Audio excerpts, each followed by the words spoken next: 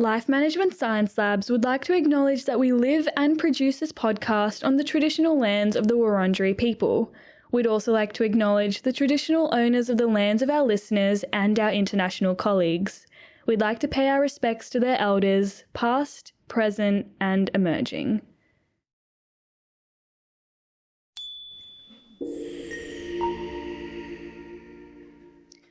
Hello everyone, and welcome to Bouncing Back, the Personal Resilience Science Insights podcast produced by LMSL, the Life Management Science Labs.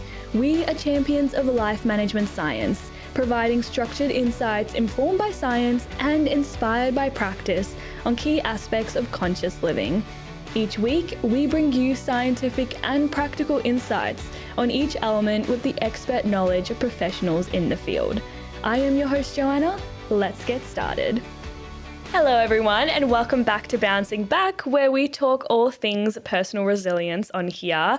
And I am your host, Joanna, and today we're going to be talking about something that I'm super excited to delve into. So we're going to focus on understanding autonomy and the role it plays in help-seeking behaviour.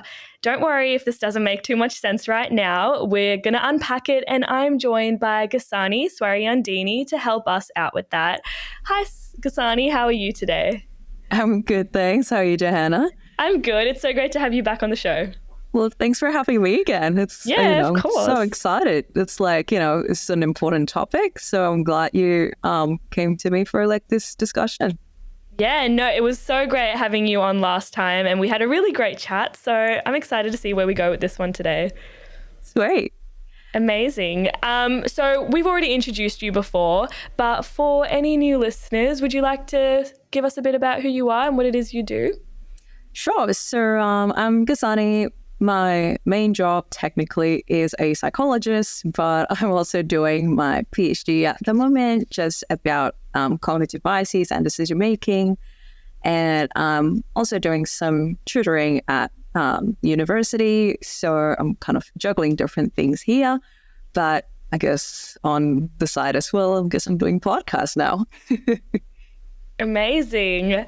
And just to get to know a bit more about you, we have a section we like to call Have You Met Ghassani? So since we've already done this on the show before, and you're practically a regular on the podcast now, I thought we'd ask you some different questions. So my first one for you is, are you into traveling, or is there a favorite place you've been to? Well, I mean, I haven't traveled much since COVID happened, just a little thing. That's a little hiccup for everyone. But I recently actually went to the US for the first time. I've never been before. I went to Philadelphia there for sort of like a graduate student conference sort of thing. And it was really brief, but it was great. I enjoyed it so much, and I really hope I can actually start traveling a little bit again. But what I used to really like to do, because I'm from Indonesia, and there's a lot of smaller towns and regions in Indonesia that I haven't been to yet. So that was kind of a thing that I was doing for quite a while, just sometimes with my parents, and we would go to, I guess, just all of these different beautiful beaches on the eastern part of Indonesia. That's a lot harder to get to than, say, Bali. But it's so beautiful, and the foods are great. So, yeah, I'm really looking forward to doing that again, hopefully soon. I hope you get to do that too. That sounds amazing. I love exploring more low-key places. I feel like you find the best things there. Absolutely, yeah. I've never been to Indonesia. That's actually a goal of mine to be there. I swear every Australian's been to Bali except me. I just haven't had a chance to go. It's so close. I know. I can't believe I've been to the US, but I haven't been to Bali. So I don't know what I'm doing. Soon. Hopefully soon. But that's so amazing you got to go to the US. How long were you there for? I was only there for 3 days, so I didn't even get a chance to get a jet lag. But it was great. I just went to all of the historic sort of places, well, like, the Museum of Independence, all that stuff. That was, that was great. America's amazing. I feel like it would take a lifetime to cover everything they've got. Yeah, no, that's my next plan. Hopefully, like, I can just sort of go there and just do like a bit of a, like a road trip or something all over. Yeah, beautiful. Well, that sounds amazing. Yeah. And my next question for you is, what is your favorite cuisine? Well, I mean, I have to say, Indonesian. I'm a sucker for it. Yeah. You can take me away from Indonesia, but you can't take away the Indonesia from my stomach. So, it's like, it's the best, I think. So I'm a little bit biased on that one. But have you had Indonesian food? Is nasi goreng Indonesian? Yeah. Okay, well, love that. Oh, so amazing. That's probably the only dish that I know, unfortunately. And it's really bad because I studied hospitality in high school and we had to learn a bunch of these Indonesian dishes and I've remembered nothing, unfortunately. Remember nasi goreng? So. Well, there you go. I love the way you say it. I wish I could say it as beautifully as you do. But I just native tongue. Yeah. Nah. Well, that's fabulous. And my next one for you is, do you have like an inspirational quote or motto that you like to live by? It took me a while actually to find one that I, just truly, rings in my heart and, just try my best to live by it. But it's actually something that Jordan Peterson has said a while ago, and he said, win humbly and lose nobly. And I thought that was fantastic because I think it really teaches us to, basically just whenever you have your wins, stay humble. And whenever you lose, stay noble and gracious enough to take that loss. So, yeah. That would be a hard one to live by, I feel like. Oh, yeah. It's so hard to keep yourself accountable and actually follow through with that sometimes. So that's a really nice one. Mm-hmm. Yeah, I think it's a very straightforward yet very strong. And like you said, it is hard, but I think it really helps me sort of like guide my responses as well. So like, hopefully I'm not becoming a sore loser or something like that whenever I lose something, So yeah, that's really nice. So every time you have a situation pop up, does that like pop into your head and you sort of think about that before you respond or react? Yeah, absolutely. So I think because it just really speaks to me, I think I just automatically carry it with me. So like even as, I don't know, things as silly as losing in a game of Uno or something like that, like I guess in the past when I was still like younger and still a kid, like, you kind of like suck a little bit and just like be sore loser. But then it's like, it's nice to be able to like laugh at yourself a little bit on those times as well. And yeah. I feel like you have to pick your battles sometimes and what's worth, making a fuss over and what isn't. So, exactly. Amazing. Yeah. And my last one for you is there a course that you've completed that, has been influential to you at all? Yeah, so this is actually like a course on Coursera.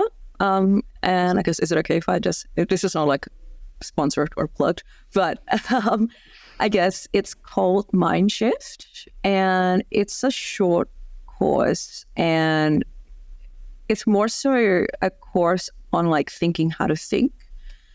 And I thought it was fantastic. I thought it's the kind of course that would be really useful for everyone to learn, just like regardless of your educational background, areas of work, and all that stuff. So the teacher, I forgot like what's her name, but she's really good at explaining like how we think.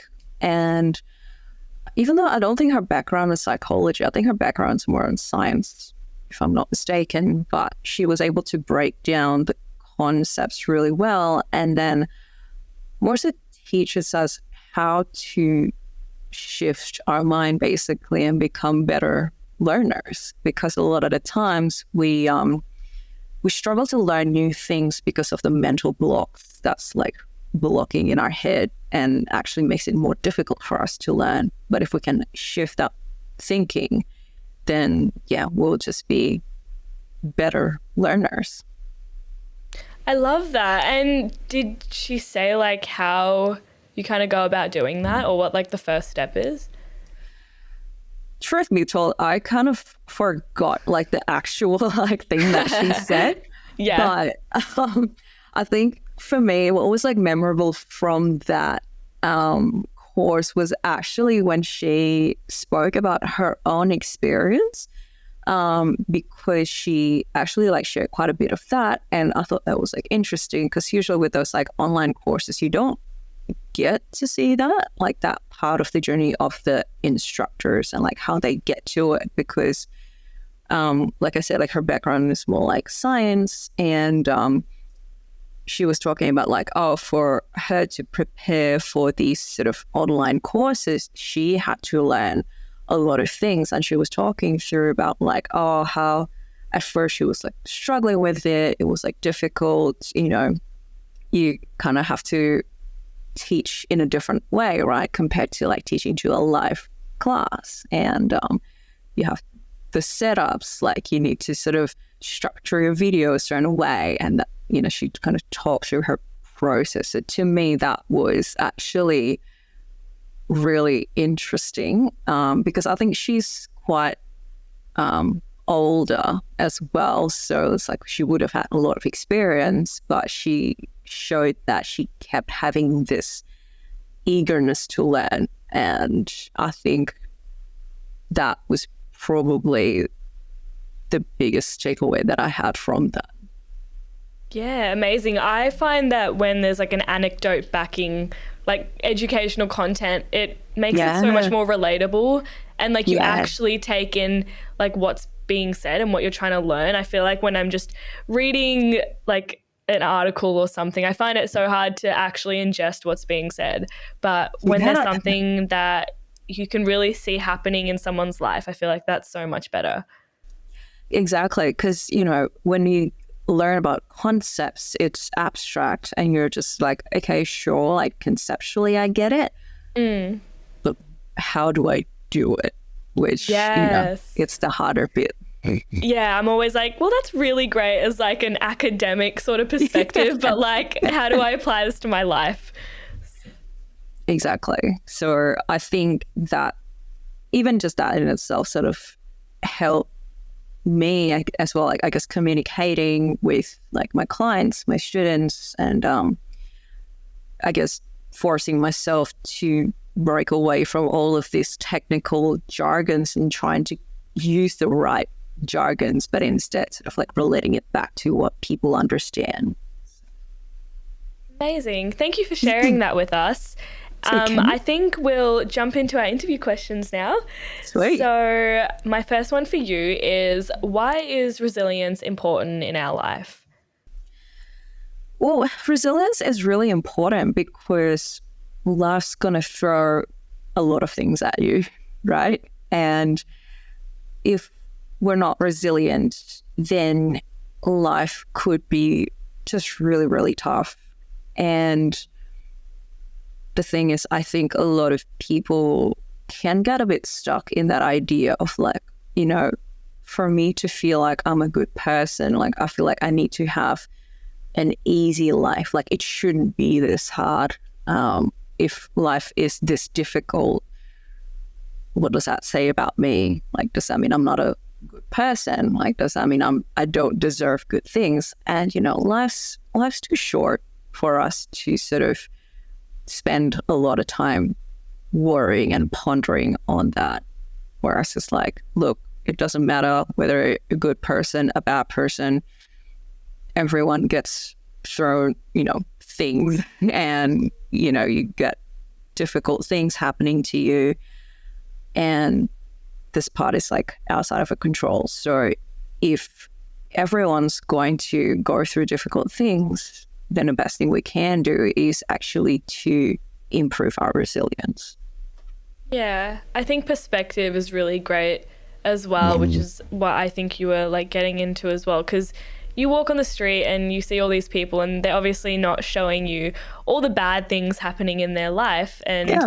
it might be easy to just lose perspective on like the fact that life is both good and bad, and we have to know how to get through the bad as well. And Yeah, yeah. exactly. Like it can't be good all the time. That's just not going to happen. So Yeah, exactly. It sucks, but that's reality. yeah, but there's purpose to the bad parts of our life, right? Because it's like, let's say, this is like a really weird example, but say if, from your birth, you just have this like dedicated chef, like world star chef that just cooks you absolutely the best foods in the world. So you've just grown accustomed to that. And I was like, well, it just becomes bleh, right? It doesn't become special anymore. But like sometimes you go, eat out and you're like, this is crappy food. This is not great. So the standards for like good food because you've had the bad food.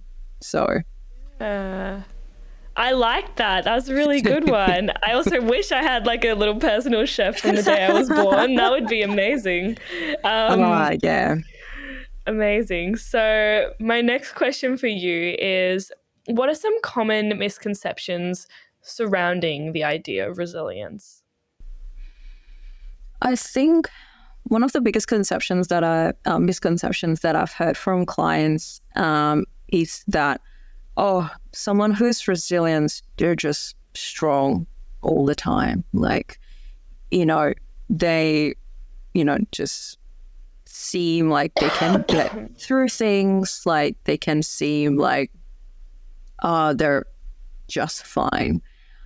But like you said, right? Like when we walk on the streets, like we don't know, like externally they might seem fine, but like internally we have no idea what's going on. So that in itself, like we can't really make an accurate judgment of how other people sort of are like when they're going through tough times. But the thing is that we take that misconception and we run along with it because we're like, this person seems like they're really resilient because they do this.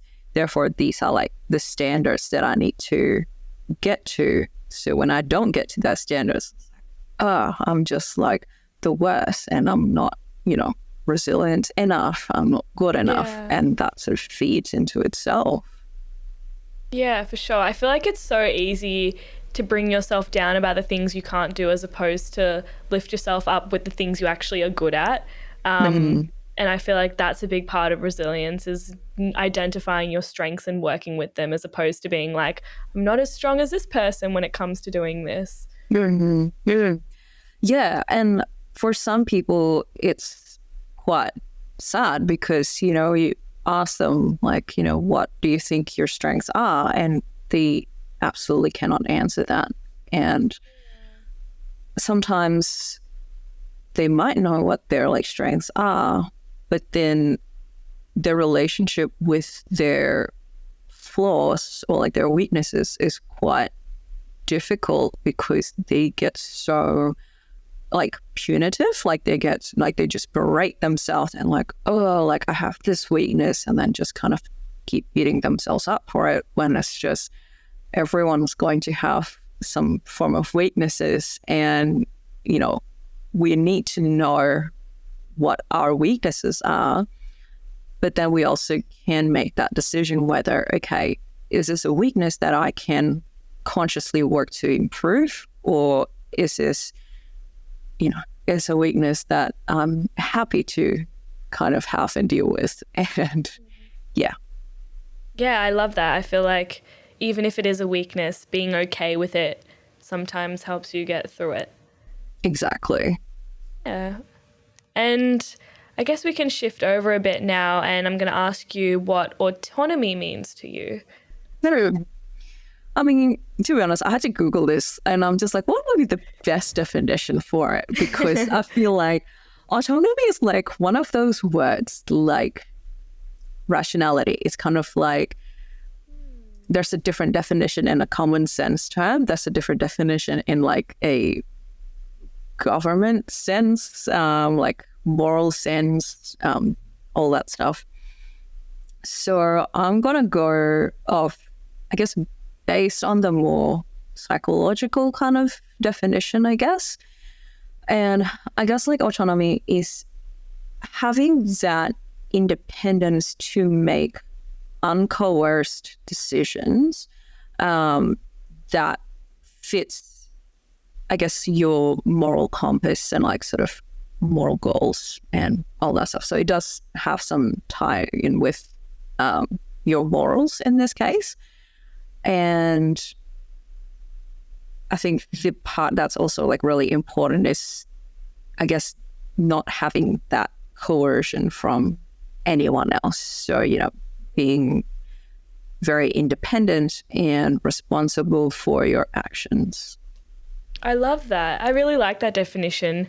So do you think that a part of autonomy is just having the strength to follow through in what's best for you, as opposed to all the other possible determining factors around you, like, I don't know, friends telling you something, workplace, I don't know, different kinds of variables? In a sense, yes, because I guess it depends on like what you're using this autonomy for. Because if we're using this autonomy to make decisions for ourselves, so let's just say decisions on what we wear, or like decisions on our career pathway, or what we're going to eat, again, going back to food. But, you know, that's fine, because, you know, that decision mostly like impact yourself mostly. Like it doesn't really necessarily impact other people. I find with, I guess, other kind of situations and contexts where other people are involved, that's a little bit harder, because then you're placing yourself in this situation where you have your autonomy, but everyone around you also has their autonomy. So this is where, I guess, people learn to, I guess, like push back and forth a little bit as to like, okay, how much do I impose this onto like other people, or how much do I let other people impose that onto me? I think that's got to be a little bit more complex, because that's more of that social interaction around it. Yeah, I feel like it would be complex, because I think autonomy, or correct me if I'm wrong, is being able to think about what your needs, what your values are, and working based on that. But I feel like when other people are involved, it's a bit hard, because sometimes your values and your beliefs can be conflicting to theirs, and it might be best for you, but it's not what's best for them. Yes, exactly. Yeah. And I think we never reach like a state where we have, I guess, absolute autonomy. Like, I think that concept, this is going to like bleed into like free will a little bit, which I'm trying not to get there. But I guess autonomy, I don't think is like an ultimate thing where it's just like, you know, you have sort of like the ultimate autonomy to like create this decision, and it won't sort of impact other people.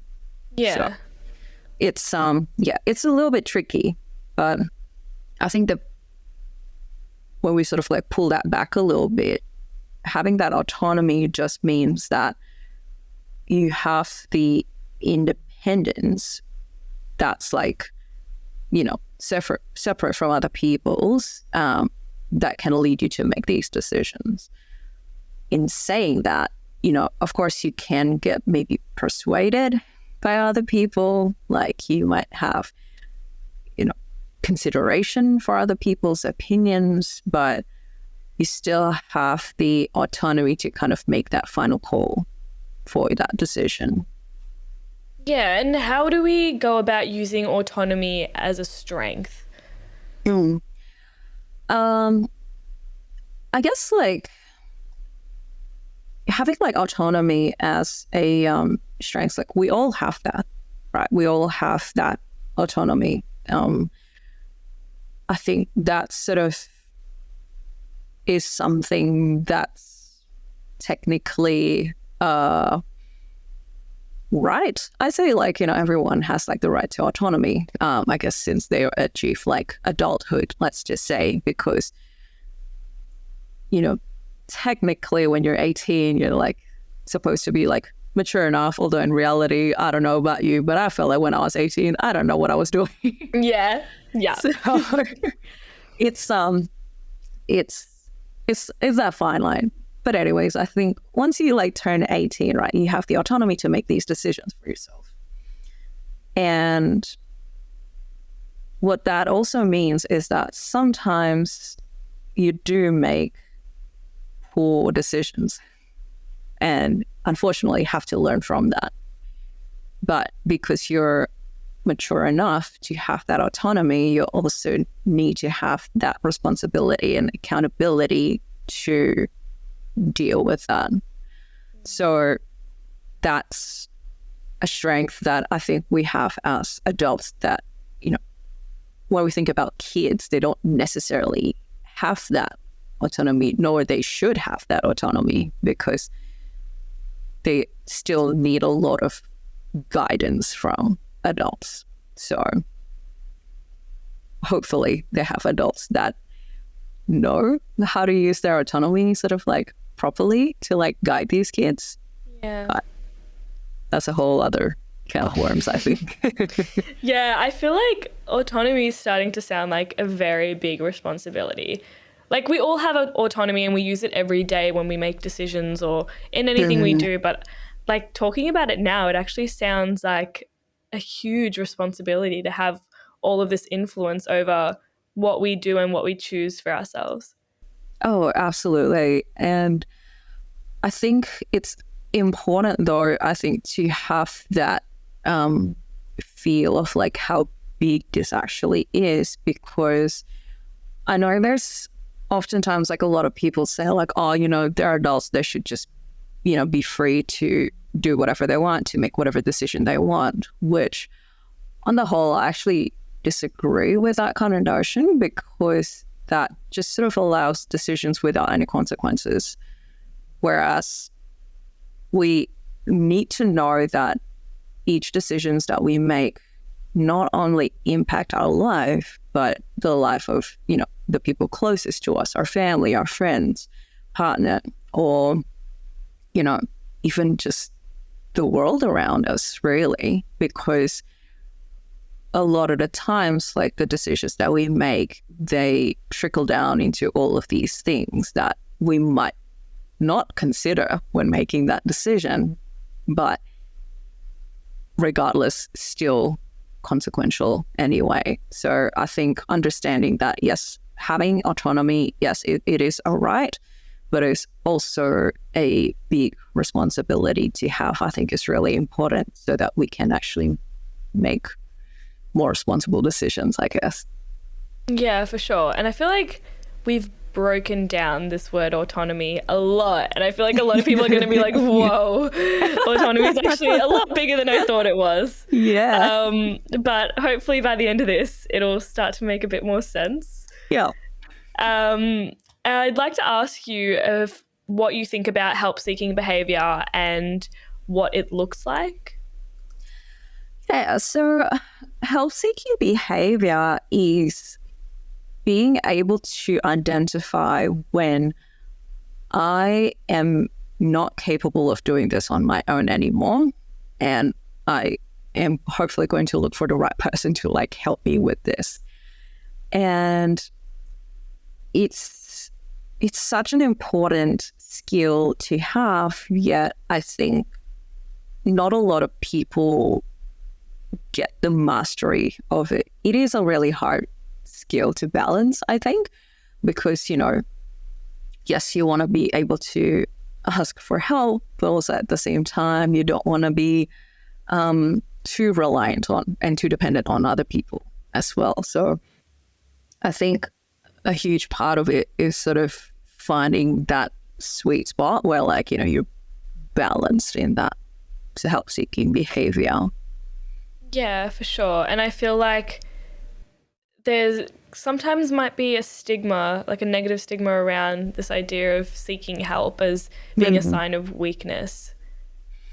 Yeah. And it's probably one of the most common thing I hear in my work with clients. You get clients who have been on their own for most of their life, really, and they had to almost reach a breaking point for them to be like, hey, I actually need help, which is commendable that they actually, are able to do that. But also at that point, usually they're at that point where it's like actually really difficult because you have to like trace back to a lot of things and change a lot of things as well. Yeah. I feel like even taking that first step to see a psychologist would be like healthy help-seeking behavior, would you say? Oh yeah, it's good to be proactive about these things. It's kind of like I would usually compare psychologists to personal trainers rather than like doctors, because you usually go to a doctor when you're sick, which I've been trying not to. Like I've been trying to be like a bit more proactive, going to the doctor and just doing your annual medical checkups and all that stuff, just so that you actually don't have to see them as often, which is better, right? Yeah.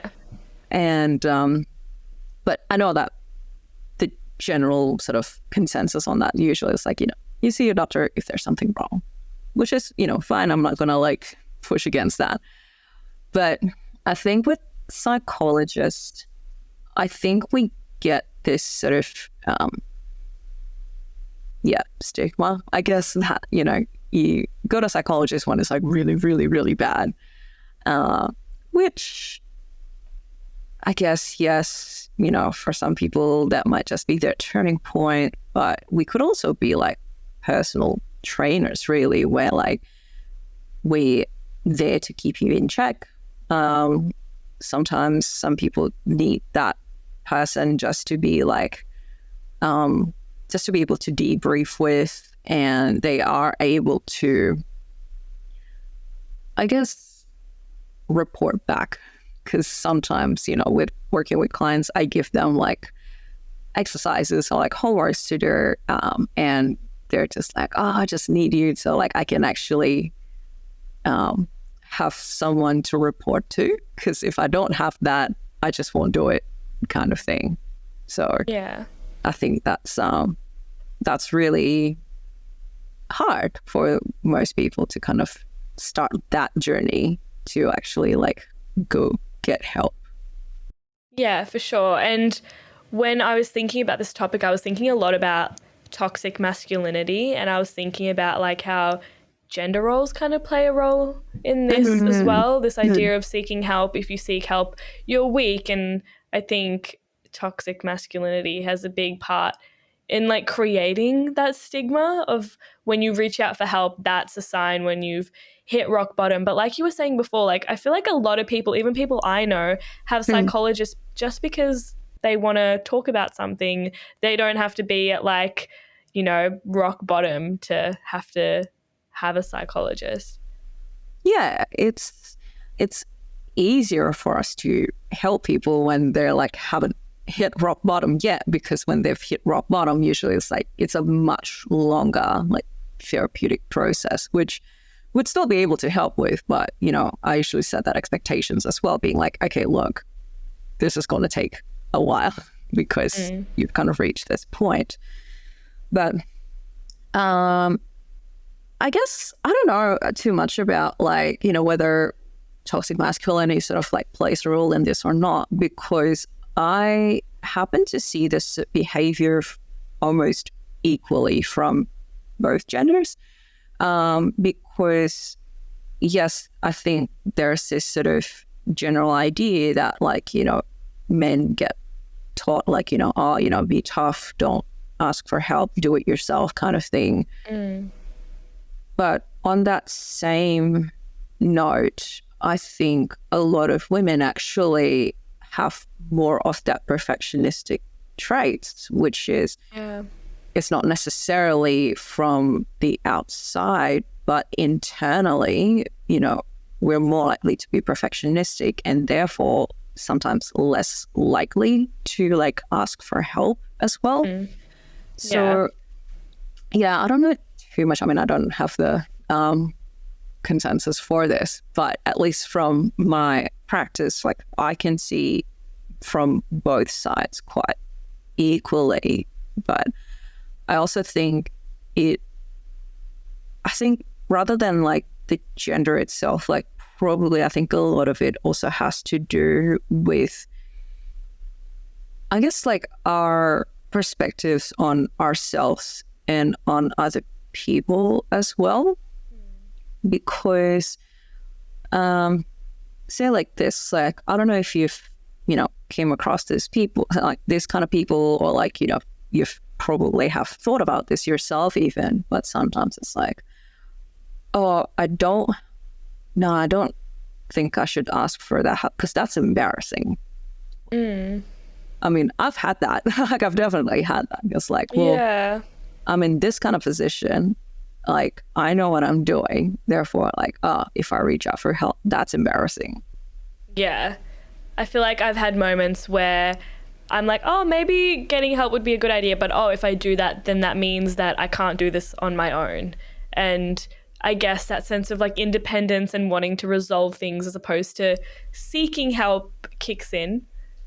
And it's something that we get so caught up with, right? Like I mean, let's say like what just happened earlier today, right? Because like, to be honest, like a part of me, when like I was having that sort of bit of technological problem, a part of me was actually being like, no, like, you got this. You're not some like, some person who like doesn't know how to deal with like technology and stuff. Nah, you'll be fine. You get, you sort all of this. And I was like, it's been 5 minutes. This is not going to solve itself. I don't know what's happening. So it's just like, I should email you and just help me out here, guys. I don't know what's happening. Yeah, exactly. And in that moment where you did that, I wasn't like, oh my God, she's reaching out for help. That's terrible. I'm like, oh, great. I'm happy to help. This happens. Yeah. But see, that's the thing, right? Like from the other perspective, when I've reached out for your help, you felt happy to help, which a lot of people tend to forget when they're reaching out for help, because all they worry about is like, well, I don't want to burden these people. I don't want them to think I'm stupid.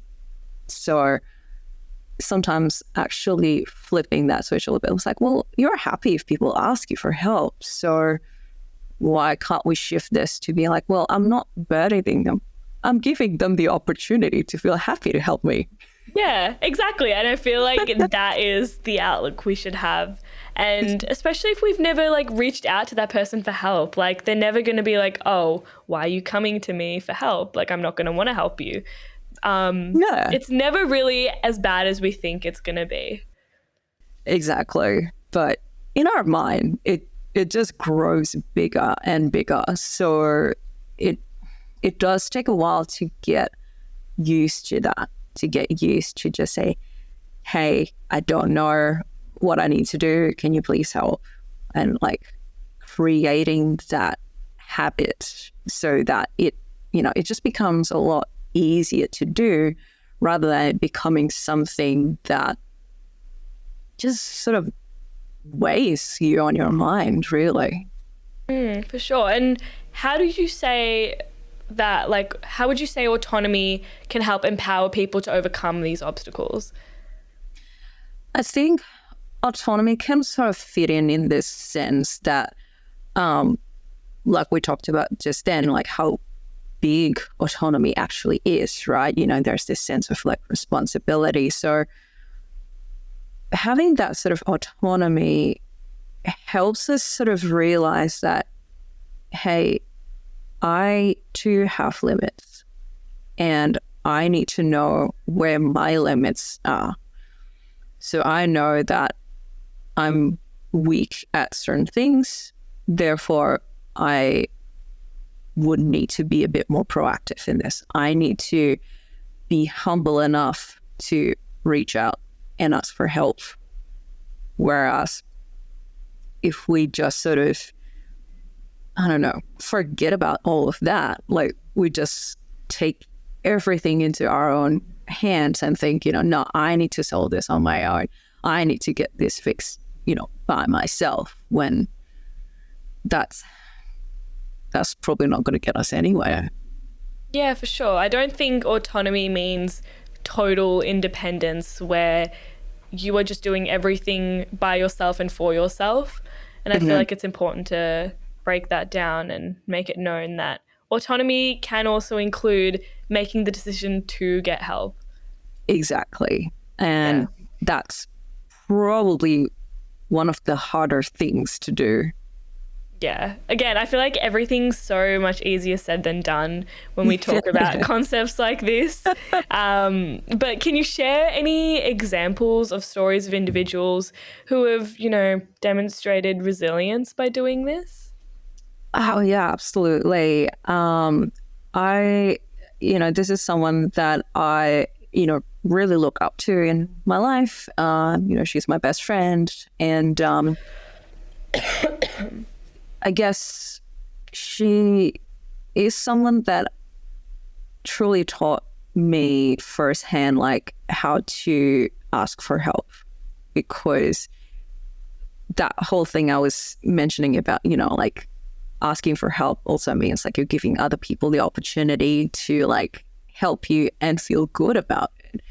I actually got it from her because I guess, I grew up quite independent. Like I grew up quite self-sufficient, not easily like relying on other people. And I guess seeing how she used to be like that as well to an extent, but she went through some like difficult times, and seeing how humble she was to keep like actually reaching out for help. She sort of went from the bottom, basically. She just sort of allowed herself to constantly like ask for feedback, putting herself in the crossfire for all of this probably quite hurtful criticisms, feedbacks, and all that stuff, but then also using that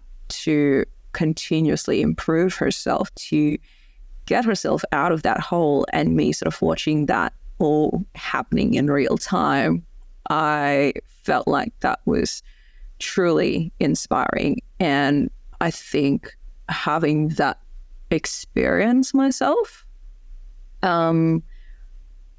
I guess that kind of rubbed off on me as well. And I kind of learned from that, and I learned like, okay, it's actually good to be humble enough to ask for help from other people and to accept our limitations as human beings, to be like, I guess having that moment to think to ourselves, hey, am I actually capable of doing this? If not, that's okay. I'm not the scum of the earth. I'm not the worst person to ever exist. I just don't know how to do this thing, and I need this other person to help me with this. And making it as simple as that. Yeah, I feel like sometimes we might overcomplicate this idea of seeking help. And I don't know about you, but whenever I go to think about, oh, let me reach out to someone because I need some help, in my brain, I'm like, do I need to? Will they think I'm annoying? Is this embarrassing? Like, can I resolve this on my own first? I feel like there's this checklist we go through before we actually reach out for help. And sometimes that deters us from reaching out. So, yeah. Yeah. I mean, I totally go through like that kind of motion as well, right? It's like, is this problem big enough for me to like reach out for help for? Or is there something that I can maybe just Google and, get away with it? And, not having to ask someone, like risking, I don't know, sounding stupid or something. because, we all kind of think that, right? It's like, I don't want to sound stupid if I ask for help on this thing. Yeah, exactly. And I'd rather Google something and have Google keep that in my little history as opposed to, having that out there in the world with someone permanently knowing that part of me. And I feel like there's a lot of vulnerability that goes into seeking help as well. Yes. So it's great that you bring that up about that vulnerability, because I think at the core of it all, it is about that, isn't it? It's like we don't want to feel vulnerable. I don't want to seem stupid. I don't want to, I don't want to sound embarrassing. I don't want to be a burden. All of these things are, the same words under that whole term of being vulnerable. But that's a part that's really important for us, because when we are being vulnerable and other people can actually step in and help us, that's when we can actually form quite strong bonds with people, right? Because then I'm vulnerable towards you and then you support me. And then because there's already that kind of interaction, then you probably would feel more comfortable being vulnerable towards me, because you know that, okay, maybe there's this sort of mutual thing happening here. But when we sort of refuse to show that vulnerable part of ourselves to anyone, really, then how are we ever going to trust anyone? Yeah, for sure. And would you say that even that process of being okay, I'm going to reach out for help is a part of autonomy, because you're building these values and these beliefs of it's okay to seek help when I do need to seek help, and that's something that I'm going to be okay with? Yeah, absolutely. It's a feedback loop, right? Because you reach out, and then of course there will be times you reach out and it's just not going to work. So you reach out to someone and this person just doesn't get it, or it's just not being able to help you for whatever reason. But that's okay. You can still reach out to someone else, and hopefully that works, or maybe just reach out at a different timing. So yes, because you're putting yourself out there, you reach out for help, you assess the feedback that you get from this other person that you reached out to, then that sort of helps you shape that autonomy as well. It's okay, I know that I can reach out for these kinds of things that, I need support with. And I know I can reach out when I'm at this point. Yeah, exactly. And I'm sensing that there's a lot of self-awareness that's involved in this process as well. Yeah, I think that's a huge part of it, actually, just having that self-awareness and just having that, I guess, acknowledgement as well as to where I'm at this time. Yeah, for sure. And how would individuals go about developing a deeper understanding of what their needs are and how they can go about seeking help with that? When we talk about needs, I think this will depend on the goals that you're trying to achieve, right? Because I guess let's put this into a bit more a specific kind of example. So let's just say in my Ph.D, my goal is to, be able to publish research papers, to finish it, to learn more about it. So there are some clear goals that are, associated with it. So it's important for me then to identify what my needs are. So to identify what my needs are, I need to know what I'm good at and what I'm not good at. So for example, say I'm good at researching things. I'm good at, looking for literature. I'm good at looking for, I guess, specific like ideas that, I need to like cultivate. But I'm not that good in the actual, maybe like the technical statistical things perhaps, or maybe like I'm not that good at I don't know, I guess like because I have to use this other like statistical software that I haven't used before, so like clearly I'm not good at it, so like I know I need to like practice it, right? And like I need to constantly like nudge and poke my supervisor, being like, hey, can you help me out with this? Because like I don't know what I did and it's just breaking and I'm freaking out and like all that stuff.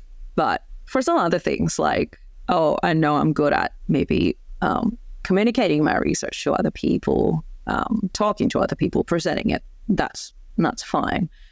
So when we identify that, okay, I'm not good at these things, then that's practically our needs, right? Because it's not met yet. So like, okay, I need to sign up for like a course in this statistical package thing. I need to, I guess, continuously ask my supervisor if there's anything that I have in mind, or I need to practice it more as well. So then the needs become very clear to us.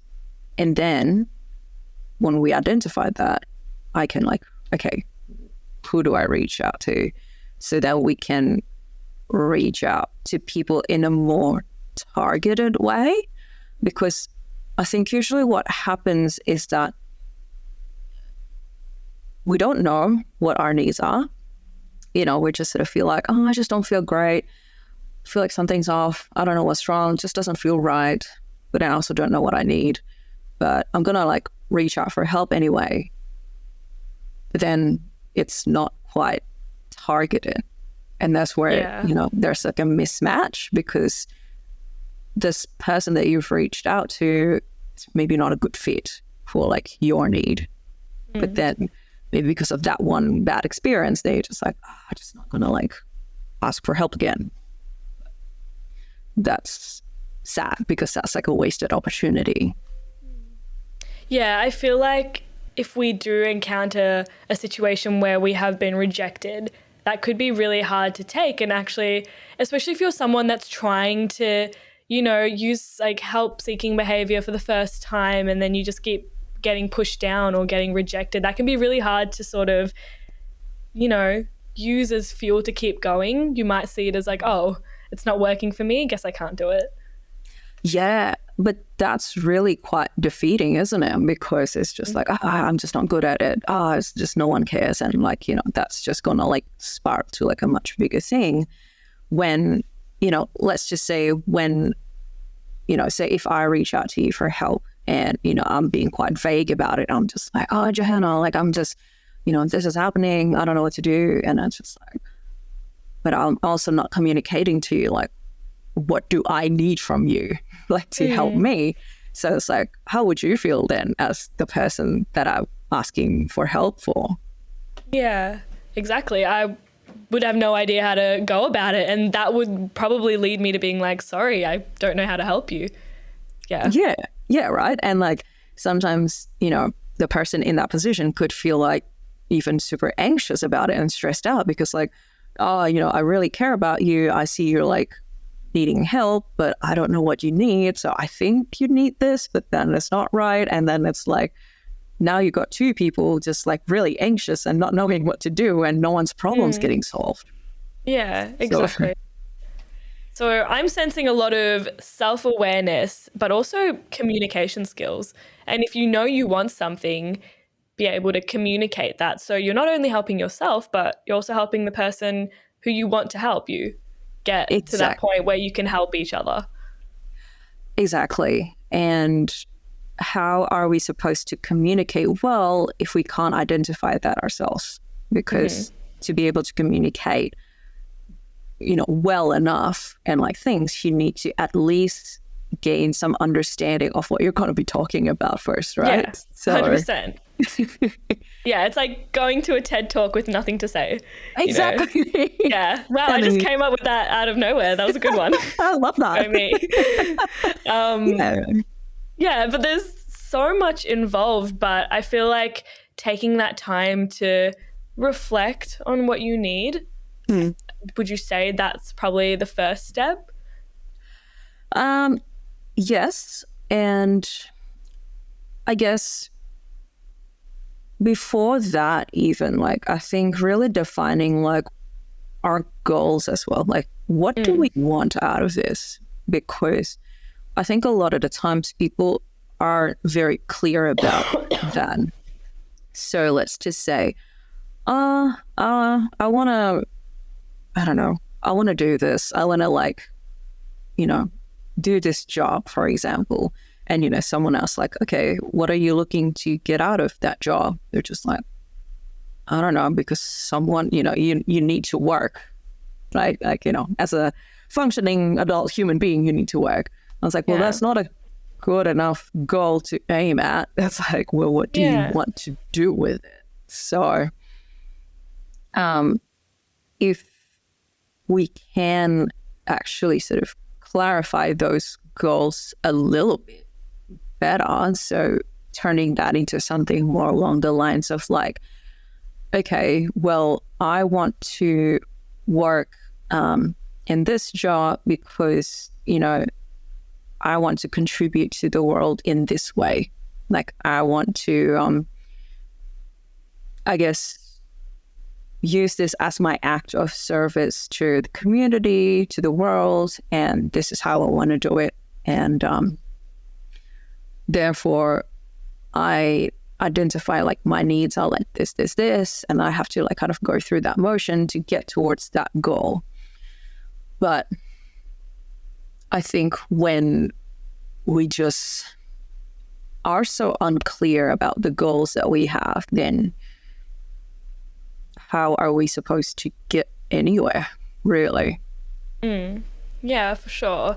And say if we got to this point where we are these autonomous, help-seeking individuals, what would our lives look like? Would you say we'd feel more enriched?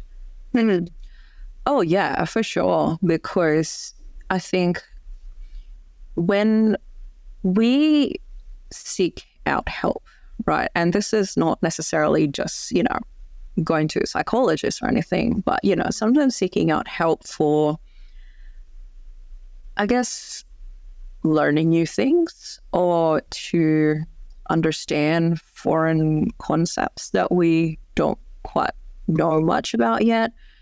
And I think enriching is probably like a really great word for it, because it enriches yourself, like your knowledge, your experience, your identity. And that, again, sort of becomes this feedback loop where you just like, you know, maybe you become more just easily like connecting to other people. Like, you can actually make great conversations with other people, and you just sort of keep going through this notion of just like, yes, learning new things, and then like broadening your like worldview, your knowledge. And that's great, because I mean, after all, isn't that sort of what we strive for, really?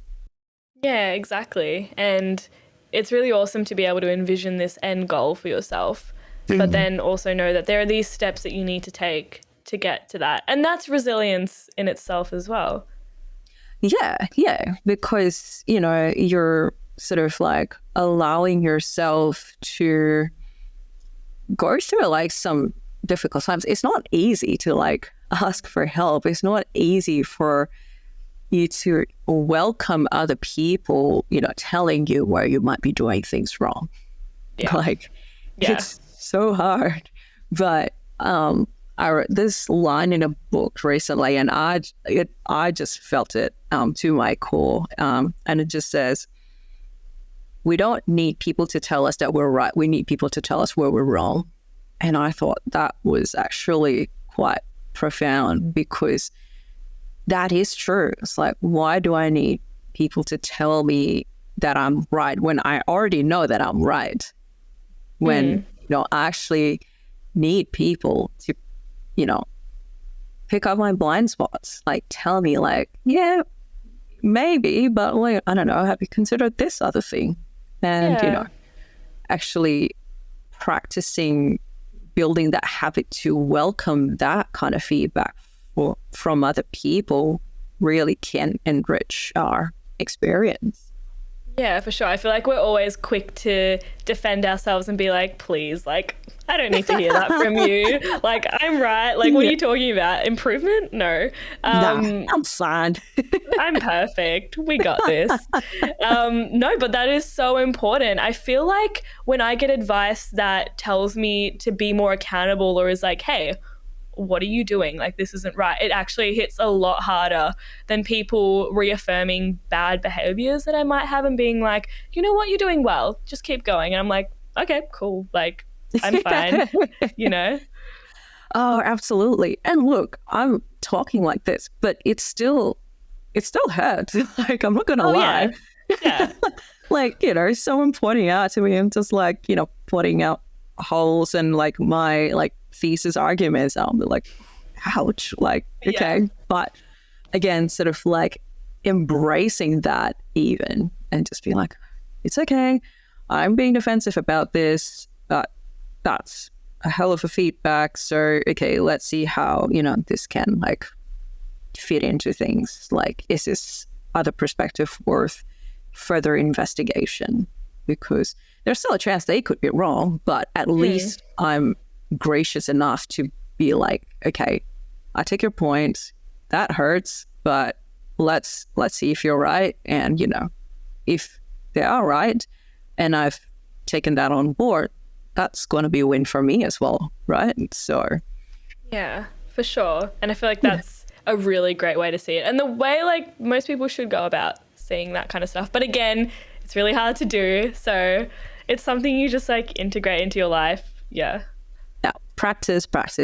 I think it's always the key for it because again, we're building habits, right? So I think even just that defensiveness that comes out, that's also a habit because that comes like quite quickly, right? It's automatic. So it's a habit that we've built up. So it's about then shifting that habit into acknowledging like, yes, this hurts, but you know what? I am actually going to like take this point on board and see if this is going to actually help me get better. Yeah, for sure. So let's get into some of our practices and experiment debrief section questions. So my first one for you is, what is a practice that you would recommend to cultivate help-seeking behavior or something that you do? Yeah, so I guess like in a practical sort of way, I think it's always important to have some time to do a bit of like a self-reflection time. So, I think a lot of people kind of do this on like, coming up to the New Year's or something. They start like, manifesting and all that kind of stuff. And then they forget about it or something, which, isn't a bad thing. Like, I think having that kind of intentional reflection kind of practice is really good. So even for those who are like working, let's just say every 6 months or something, at work usually get like annual, progress review or something like that, where you sort of like are asked to like reflect on your work. But sometimes, I don't know about you, but sometimes like when I used to do that, I feel like I didn't take that seriously enough when it comes to like, it being like a tick for work purposes. But hopefully doing it for ourselves is, going to help us take it a little bit more seriously. So I think even just like having those check-ins with ourselves every 6 months or so, because a lot can happen in 6 months, right? And just checking, okay, are our goals still the same? And are we still heading towards that goal? Has our goal shifted? Because sometimes that could happen. Our goals just shifted, but then we also need to make a note of that. Okay, if our goals have shifted, then what do we need to do to kind of shift course to reach towards this new goal? And then again, the same thing, sort of like, identify what are we not that good at yet? What is holding us back from achieving these goals right now? Then what are our needs that we need to, fulfill to get to that goal? So having that habitual sort of check-in, I think is really, really good. Yeah, for sure. And I totally get what you mean about when you have to do something for work or because uni is telling you have to do it, you'll do it because you have to complete it. Yeah. And there's no actual motivation that's coming from you to want to do that and actually have an outcome from it. So I love checking in like every 6 months. I feel like that's a really good idea. Yeah. So if in 6 months, like a lot of the things are like the same, all good, you sort of keep going. But I think we also have to be honest with ourselves. Let's say, hey, my goals have changed. I don't actually want to do this anymore. And that's okay. I think a lot of people then maybe get a little bit stuck on like, yeah, but I've had this goal for like 7 years. And then it's like, I don't want to like just leave it or like waste it. And it's like, no. If your goals have changed, that's okay. That's just probably about the timing. So it's also important to acknowledge that our goals can change and that's okay.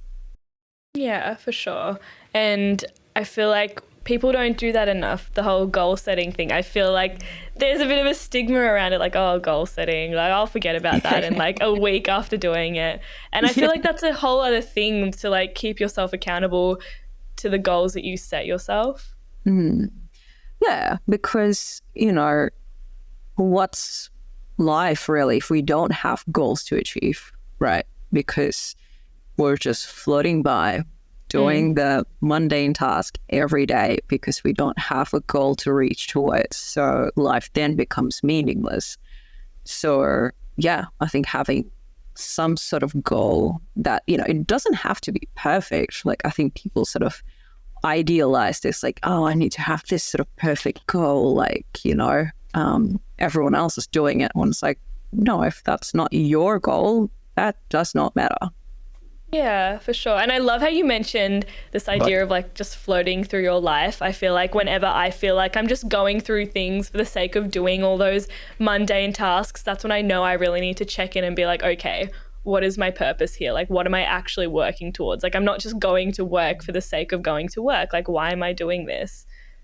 Yeah, absolutely. So those are like the critical times to like check in with yourself. Yeah, for sure. And do you set time aside to do this in any particular time of your day? Well, not a particular time of the day, really. Like, I don't do this like every day. So I just sort of do it usually like I said, every 6 months or so. At least I have to do it maybe like, that twice a year sort of thing. But if, say, there are some major changes in like my situation or pandemic happen, you're kind of forced to kind of like sit and reflect and like say, what am I doing with my life? Then, you do it, right? So. Yeah, for sure. And when we do have those things come up, I feel like that's also a great chance to reflect. I mean, when you are sitting at home and you're not allowed to go outside, I feel like there's not much else you can do than reflect. So fair enough. Yeah, kind of have to. So yeah, might as well use it as a good thing. But exactly. Do you think there are any challenges to this practice? I mean, every 6 months, could that be hard to actually do? Yeah, I mean, sometimes it's just like, I don't know, I feel like everything's great. And then like next month it's not. So, yeah. There are times that can happen. So yeah, sometimes, you're trying to check in with yourself in 6 months and it's like, oh, I don't know, I've been so busy in the last 6 months that it feels like I don't need to change anything, sort of thing. But again, like, it's important to then think about the things that we are doing, right? It's like, okay, I'm doing this work, I'm doing this job. What am I going to do with this? What am I taking this to? It's like, if I'm just doing this for the sake of filling up my time, now that my time is filled, I probably don't need to do it anymore, kind of thing. Yeah, exactly. So it's more dependent on when you get to that point, do you feel like you need to change anything? And it's okay if you don't. Yeah, exactly. If, it's a good balance of things. If you feel like, yep, all of these things that I'm doing are still contributing the same thing towards my goals, all good, that's fine. But at least we've given it the opportunity to, just to check it. Yeah, for sure. And how do you think doing this has impacted your resilience or perception in life? I think doing this, I guess one really helped me like realize what I'm not good at. Helped me realize like, okay, what are my limits? Because sometimes, especially for some people like who are like, willing to try new things, so open to doing different things, we can sort of get into this bad habit of just like, oh yeah, I'm going to take all of these opportunities. And then you overwhelm yourself in the process and you're like, oh, what am I doing all of these things? Yeah. So having that bit of like check with myself and then like time to reflect actually like helps me to be like, okay, that was great that I've given this a go, but I don't think this is like serving me anymore in the way that I want to serve, I guess, in that way. Yeah, for sure. And if this, for example, doesn't work for someone, are there any other practices you might recommend people try?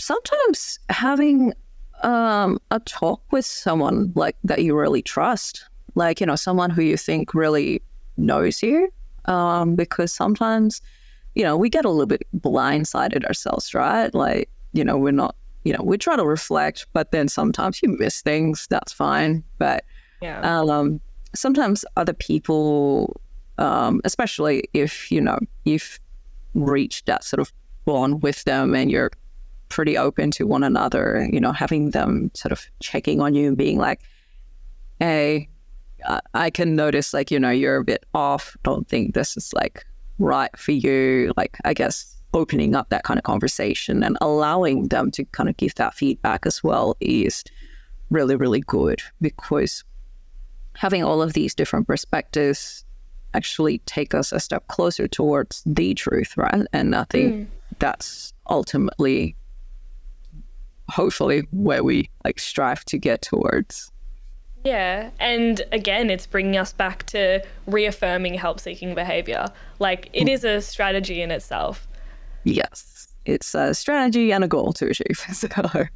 Beautiful. Well, I think that brings us now to our open mic section. So I'd like to open the floor for you to talk about anything that you would like to talk about. Well, thank you for like the opportunity to like do this. So I have actually started to develop this academy based in Indonesia with like two of my best friends.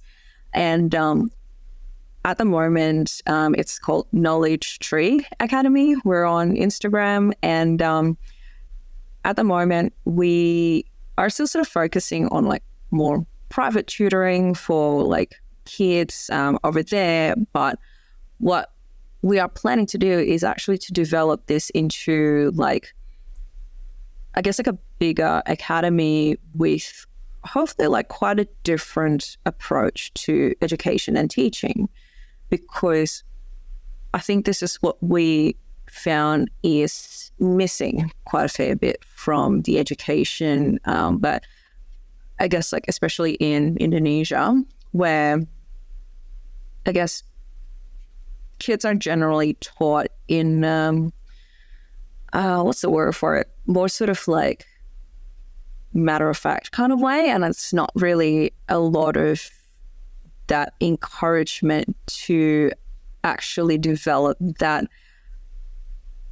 like excitement to learn kind of behavior or help-seeking behavior, perhaps, just to kind of be like, oh yes, like I'm eager to learn new things. I'm eager to like open to like new suggestions, feedbacks, and all that kind of stuff. So we are trying to hopefully like implement more evidence-based kind of practices, like best practice in education, so that these kids are not only like learning maths, but they also learn the philosophy of like learning. And so hopefully that then can translate into just like how they can make better decisions, which, you know, hopefully that's the ultimate goal. So yeah, hopefully if we want to check it out, we got some posts on Instagram, but we're still developing it as we speak. That sounds awesome. I feel like that's such a beautiful concept. Oh, And thank you. another way people can get help beyond, reaching out to a psychologist, like educational help. Like there's so many facets. Yeah, and I do strongly believe that if we can, I guess, permeate through like the education sort of system, then hopefully it just sort of lessens the need for like more complex sort of psychological help, because especially just like decision making skills really is not something that we learn, right? But by, I guess, like making better judgment, knowing how to make better decisions, then hopefully just sort of naturally makes people a lot happier. Yeah, I feel like that's so great. I feel like if a lot of people had that in their childhood or growing up in the education system, it would put them in a really great place, like as they reach adulthood, to understand concepts like autonomy and help-seeking behavior a lot more. Yeah, and it's more that habits, right, rather than like just that sort of concrete knowledge of things. But it's also like, okay, how can they best put this into practice so they can actually develop good habits? Yeah, exactly. And we've grown up with so many habits, and I feel like we don't think of like these kinds of things as like a habit that we have naturally and we have to like build towards it. But if we can grow up in that way, that's amazing. Yeah, exactly. So hopefully it just makes it a lot easier and better for the future generations to come. Amazing. Well, that is really awesome, and I can't wait to see how that goes for you. No, thank you. Well, hopefully you check it out and give it some love. No, for sure. And I'm sure our listeners will as well. But that's all we have time for today. So thank you so much for joining us, Ghassani. If people want to find out more about you, where can they go? They can go to my website, I guess, ghassaniPsychologist.com.au. And I am also on LinkedIn, the same name, Ghassani Swaryandini, but that's about it. Or, at Knowledge Tree Academy Instagram, but that's my only sort of business-related Instagram, so... Beautiful. Yeah. Well, I had so much fun talking to you today, so thank you for coming on. Righty. Well, thanks for having me, Joanna. And that was great chat, so thank you. Beautiful. Well, we've also got Ghassani's details in the description below, but to everyone listening, please don't forget to like and subscribe on whatever platform you're on, and we'll see you guys next time. You have been listening to Bouncing Back, the Personal Resilience Science Insights podcast produced by the Life Management Science Labs. Listen to episodes from LMSL's 10 Life Management Perspectives on Apple Podcasts, Google Podcasts, Spotify, YouTube, or other podcasting apps on your smartphone. If you enjoyed this episode, please consider rating our show, sharing it, and subscribing to our channel, as it helps other people find it and us grow to bring you more quality resources. More of our work can be found on our website, pr.lmsl.net, where you can join our movement. I'm Joanna. Thanks for tuning in.